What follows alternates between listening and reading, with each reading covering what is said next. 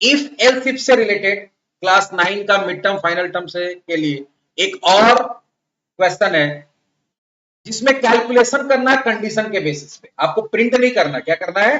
Calculation. Grade वाला में क्या करना था? प्रिंट कर देना था। यहां कैलकुलेशन करना। Write as our program to accept और स्टोर जो भी चीज होता है number of units consumed by electricity consumer and calculate the bill as per as following condition. बोला क्या है यहाँ पे कि आपको कोई भी आप कनेक्शन लेते हैं इलेक्ट्रिसिटी का तो मंथली आपका क्या होता है? बिल बनता है। बिल किसके बेस पे बनता है कि आप कितना यूनिट कंज्यूम किए, कितना यूनिट कंज्यूम किए। वो कैसे पता चलता है? मीटर से पता चलता है। तो आप जितना यूनिट कंज्यूम किए उसके हिसाब से गवर्नमेंट क्या किया है या जो भी इलेक्ट्रिसिटी सप्लाई कर रहा है वो किस कितना आप कंज्यूम कर रहे हैं उसके हिसाब से अलग अलग रेट रखे हुए। जैसे अगर आप पूरे मंथ में 100 यूनिट से क्या कर रहे हैं? लेस कर रहे हैं, तो वहां पे आपका जो जितना भी होगा, मान लो 80 यूनिट्स आया, 100 से 80 यूनिट्स हुआ, तो 100 इंटू क्या हो जाएगा? 4.5। लेकिन अगर सपोज आप 100 को क्रॉस कर जाते हैं बट 200 से क्या होता है? कम होता है, तो 100 टू 200 है, तो वहां पे क्या होगा? रेट चेंज हो जाएगा, क्योंकि आप ज्यादा कंज्यूम करें तो आपको ज्यादा पैसा देना पड़ेगा, तो 5.5 हो जाएगा। अगर आप 201 से लेकर 400 तक क्या कर रहे हैं? कंज्यूम कर रहे हैं, तो आपका रेट क्या हो जाएगा? 6 रुपीज के हिसाब से होगा। और अगर 400 से ज्यादा कर रहे हैं तो 6.5। अब इसको अगर बनाना है तो कैसे बनाएंगे? चलो देखते हैं। न्यू क्लास, यहां पे करते क्या? Build demo. अब इसमें ध्यान क्या लगाना है कि आपको वेरिएबल कितना बनाना पड़ेगा और किस डेटा टाइप का बनाना पड़ेगा। तो पहला समझो कि एक तो यूनिट को स्टोर करना है तो उसके लिए एक वेरिएबल होगा, और दूसरा बिल कैलकुलेट करना है तो बिल के लिए एक वेरिएबल होगा। दो ही वेरिएबल का जरूरत पड़ेगा। लेकिन दोनों में क्या हो रहा है कि यहाँ पे देख रहे हैं हम लोग कैलकुलेशन में पॉइंट यूज हो रहा है, तो हम लोग डबल ले लेंगे। क्या ले लेंगे? डबल। क्योंकि हमारा क्या होता है, कोई भी जो रियल लिटरल है, फ्लोटिंग पॉइंट लिटरल, उसके लिए फ्लोट या डबल होता है।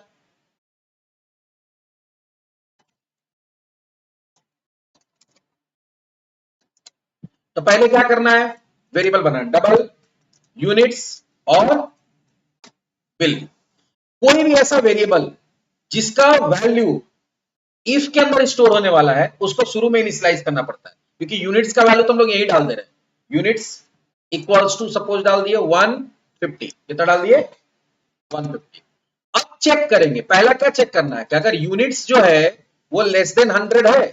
अगर लेस देन 100 है, अगर लेस देन 100 है, तो आपको क्या करना है? बिल का वैल्यू कैलकुलेट करना है। क्या कैलकुलेट करना है? बिल का। क्या कैलकुलेट करना है? तो जितना यूनिट्स है मल्टीप्लाई बाई 4.5, तो जितना भी होगा 4.5 अगर 100 से लेस है तो। अगर लेस देन 100 नहीं है तो फिर चेक करो। ठीक है, लेस देन 100 नहीं है तो ये अगर यूनिट्स जो है वो ग्रेटर देन इक्वल टू क्या है? 100। एंड यूनिट्स जो है वो लेस देन इक्वल टू क्या है? 200। अगर इस रेंज में है तो हमारा रेट चेंज हो जा रहा है। रेट क्या हो जा रहा है? रेट हो जा रहा है 5.5 पर यूनिट। यहां 5.5 कर देंगे। अगर सपोज वो 100 से 200 के बीच में भी नहीं है तो फिर कहा जाएगा? एल्स इफ अगर units greater than equals to कितना है? ग्रेटर देन इक्वल्स टू नहीं, ग्रेटर देन 200, क्योंकि यहाँ पे क्या दिए हम लोग? 200 है ना, तो या तो ग्रेटर देन 200 दो या ग्रेटर देन इक्वल्स टू 201 दे दो। And units less than equals to क्या है? 400। 201 से लेकर 400 तक है, तो इस बार क्या हो जाएगा? 6 रुपीज है। कैसे है? 6 रुपीज। तो 6 भी दे सकते हो या 6.0 भी दे सकते हो, कोई प्रॉब्लम। 6.5 है नहीं, ये रेंज में 6 है। 400 सुपर में 6.5 है। और सबसे लास्ट में अगर 400 से लेस नहीं है तो नेचुरल बात है, 400 से लेस नहीं तो 400 से क्या होगा? ग्रेटर होगा। 400 या 400 से लेस नहीं तो उससे ग्रेटर होगा, तो लास्ट में एल्स दे देंगे। Bill equals two units into 6.5। तो देखो, आप किसी भी ब्रांच में जाएगा तो जब बाहर निकलेगा तो बिल के पास वैल्यू रहेगा, तो प्रिंट कहां करना आपको? लास्ट में, क्योंकि वहां पे सिर्फ कैलकुलेशन हो रहा था। इफ से बाहर जाएंगे और यहाँ पे क्या प्रिंट कर देंगे? System dot out dot println. यहां पे हम लोग क्या देंगे? बिल अमाउंट, और यहां क्या दे देंगे? बिल। अगर इसको तुमको कोई बोलता है वेरिएबल डिस्क्रिप्शन लिखना तो इसमें तो और आसान है, दो ही वेरिएबल हमारे पास। कौन कौन सा? पहला होगा वेरिएबल नेम, दूसरा क्या हो जाएगा? डेटा टाइप, और तीसरा क्या हो जाएगा, पर्पस या डिस्क्रिप्शन, कुछ भी ले सकते। तो वेरिएबल नेम क्या है तुम्हारा, यूनिट और बिल, दोनों का डेटा टाइप क्या है, डबल और double, to store number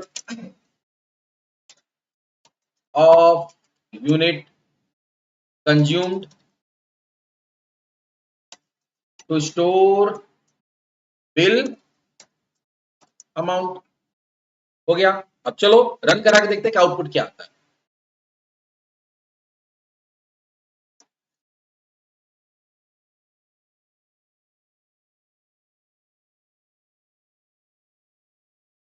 bill amount कितना आया, 825। क्यों आया देखो, यूनिट्स कितना 150, 150 लेस देन 100 है, नहीं है तो कहां जाएगा एल्स में। 150 ग्रेटर देन 100 है, हाँ है, और 150 लेस देन इक्वल टू 200 है, हाँ है, तो 150 इंटू 5.5 825 ही आएगा। तो बिल में कितना चलेगा 125 825। अब यहां से क्या होगा, एक बार किसी भी ब्रांच में गया तो यहीं से सीधे कहां आएगा, इफ एल्स के बाद यहां बिल अमाउंट प्रिंट कर दिया। चलो इस बार हम लोग क्या देते हैं, 450 देते हैं। कितना देते हैं, 450 यूनिट्स। कंपाइल किए, पहले इसको क्लियर कर देते हैं।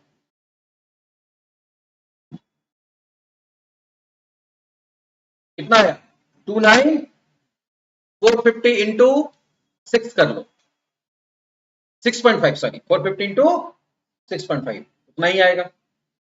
अभी हम लोग क्या करते हैं, थोड़ा कम कर देते हैं, 100 से कम।